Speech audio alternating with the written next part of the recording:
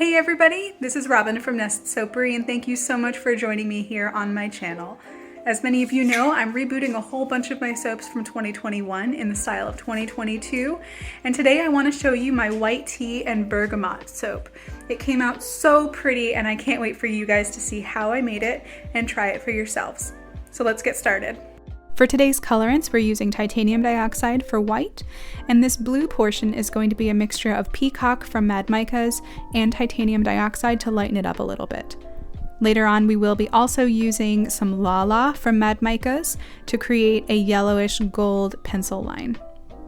Now this design is going to look completely different from the original one. But the original design featured some brown made with cocoa powder, some yellow, also Lala, and then kind of a peachy color.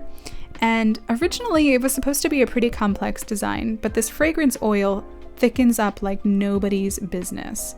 So I had to kind of just play with it and create some layers. So for today's design, I'm going to be creating two distinct layers separated by a mica line.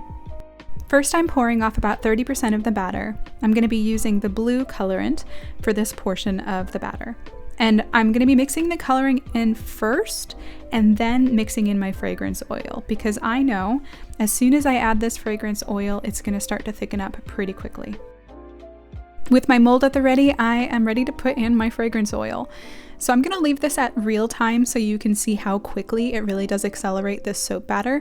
You've got about 30 seconds after you've mixed it in to get it into the mold before it starts to really harden up. Now, I don't want you to be discouraged. This fragrance oil is so good. It smells delicious. And even though the original bar was kind of ugly, it sold very, very quickly. People love this fragrance combination. So I'm remaking it in a design that I think works better for the fragrance.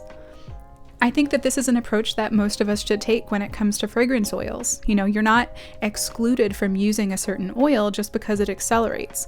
You can work with it and make sure that you're creating a design that takes advantage of that acceleration property. Or if you have a design that you want to create, but you know that your soap needs to thicken up pretty quickly in order for you to do it within the span of an hour or two, then use a fragrance oil that you know accelerates and let it work for you instead of working against you. Before it hardens too much, take a spoon and create a texture on here.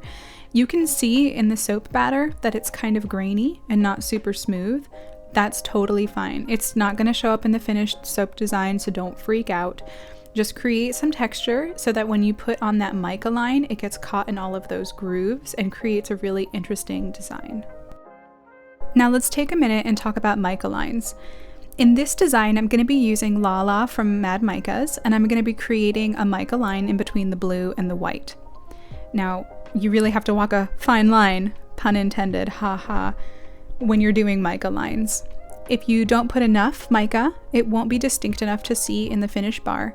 But if you put too much, you run the risk of your bars separating at that mica line because the soap doesn't have enough soap to bind onto. In this case, I'm using a tea strainer and I'm shaking it over so that I give it an even layer that's not too thick. And then after I dust it over that entire layer, I'm actually going to blow on it gently to see if any mica moves around. Any mica that moves around hasn't been able to stick onto the soap that's already there, so I know that it's extra. And I want to make sure to blow off any of that extra so that the second layer of soap will have other soap to bind onto. For the second layer of soap, I am going to be adding that titanium dioxide and blending it gently with my immersion blender. This is so that the titanium dioxide becomes fully dispersed throughout all of the soap batter and doesn't leave any of those nasty titanium dioxide specks in the final bar.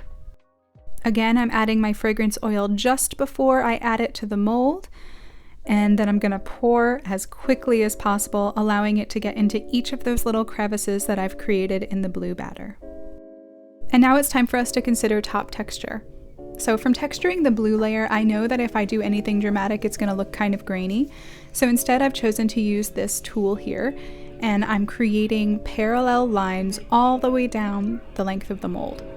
This creates a subtle texture that's still pretty interesting looking, but not too dramatic that you can see all of the weird texturing from the acceleration of the batter.